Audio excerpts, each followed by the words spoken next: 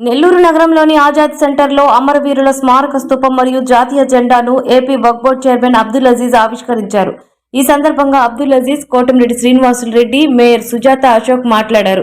కార్యక్రమంలో కాంగ్రెస్ పార్టీ జిల్లా అధ్యక్షులు కిరణ్ కుమార్ రెడ్డి, జనసేన పార్టీ జిల్లా కార్యదర్శి గునుకుల కిషోర్, చరిత్రకారులు సయ్యద్ నజీర్, కాళిదాసు, పురుషోత్తములు పాల్గొన్నారు. ఊరికనే స్వతంత్ర సమరయోధుల యొక్క విగ్రహాలు పెట్టడం కాదు, మీలో మార్పు రావాలి. మీ అందరూ కానీ కలిసి ఈ సమాజంలో మార్పు తేవాలి.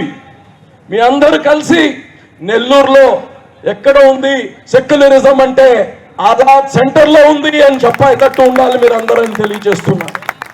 ఒకరి యొక్క మతాల్ని గౌరవించాలి, ఒకరి పండుగల్ని ఒకరిని గౌరవించాలి, ఒకరి విశ్వాసాలని ఇంకొకరు గౌరవించాలి. ఇవన్నీ ఆ ఓర్పు ఉండాలి, ఆ సహనం ఉండాలి. ఈరోజు వాళ్ళదొక అంగుళం ఎక్కువ, మనదొక అంగుళం తక్కువ అనే మాటలు నేను వింటే మాత్రం మంచిది కాదు. ఈ రోజుకి ఇక్కడ అన్ని సమాప్తం అయిపోవాలి.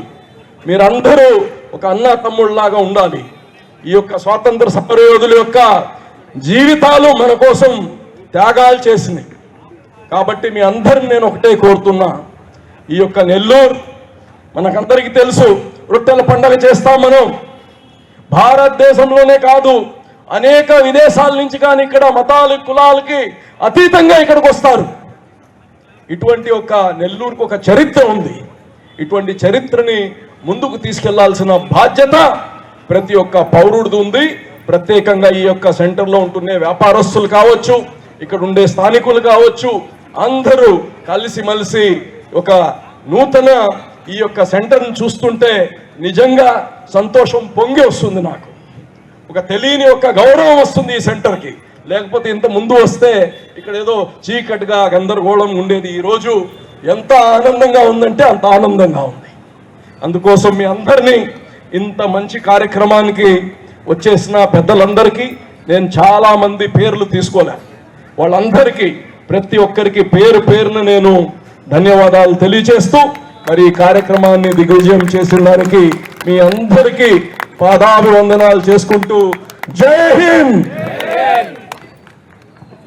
ఈనాడు అమరవీరుల స్తూపం మరియు జాతీయ జెండా ఆవిష్కరణ గత అనేక సంవత్సరాలుగా ఈ ప్రాంతంలో మీ అందరితో కలిగి తిరుగుతున్న ఒకటిగా ఈరోజు నిజంగా చాలా సంతోషంగా ఈ కార్యక్రమాన్ని ఇంత అద్భుతంగా వివాదాలు లేకుండా ఈరోజు ఈ కార్యక్రమాన్ని నిర్వహిస్తున్న సోదరుడు రాష్ట్ర వక్ఫ్ బోర్డ్ చైర్మన్ అబ్దుల్ అజీజ్ గారిని మనస్ఫూర్తిగా హృదయపూర్వకంగా అభినందిస్తున్నా.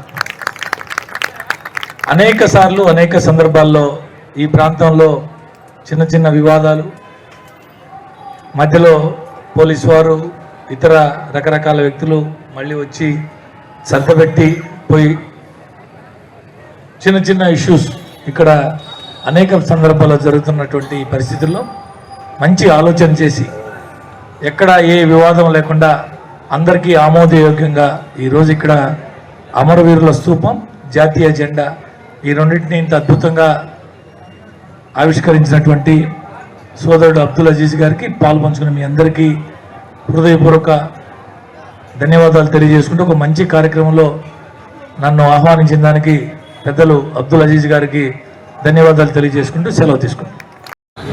సోదరులారా, ఆజాద్ సెంటర్ అంటే వివాదాలకు పుట్టిల్లు కాదు. ఆజాద్ సెంటర్ అంటే సర్వమత సమానత్వానికి వేదిక అని చెప్పి ఈరోజు నిరూపించినందుకు ముందుగా ఆజాద్ సెంటర్లో ఉన్న హిందూ ముస్లింలకు నా హృదయపూర్వక ధన్యవాదాలు తెలియజేసుకుంటున్నాను.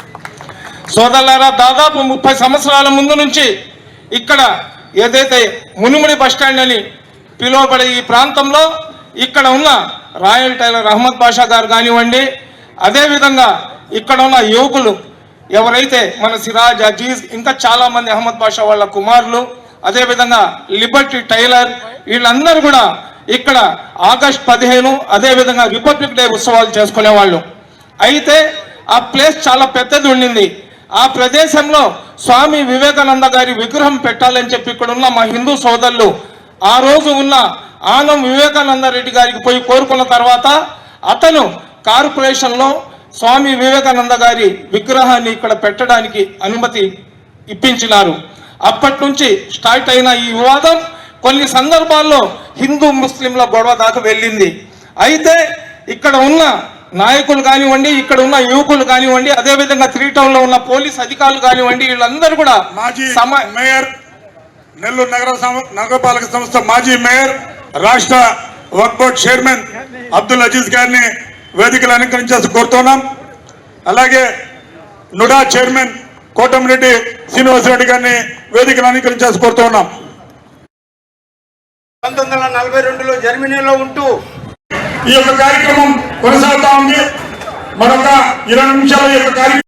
మాకు ఇస్లాం ప్రకారం ఒకటే చావు ఉంది, పునర్జన్మలు మాకు లేవు. అయితే ఒకవేళ పునర్జన్మ కనుక ఉన్నట్లయితే ఆ అల్లాని నేను ఒక కోరిక కోరుకుంటాను. ఏందయ్యా, ఏందా కోరిక?